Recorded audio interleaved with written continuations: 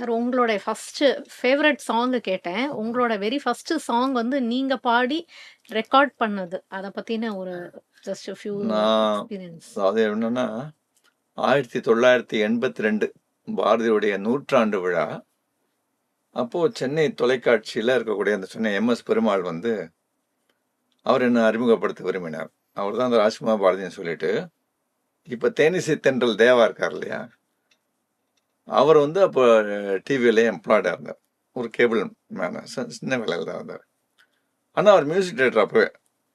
அவருடைய இசையில வீணையடி நீ எனக்கு மேவும் விரல் நான் உனக்கு பூணுவடம் நீ எனக்கு புது வைரம் நான் உனக்கு காணுமிடம் தோறும் நின்றல் கண்ணினொளி வீசுதடி மானுடை பேரரசே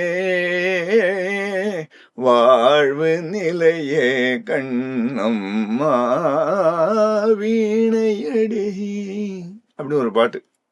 இது ரொம்ப பாப்புலர் அந்த காலத்துல இருந்தது. இதான் நான் ஒரு அஃபிஷியலா ஒளிப்பதிவான ஒரு பாட்டு.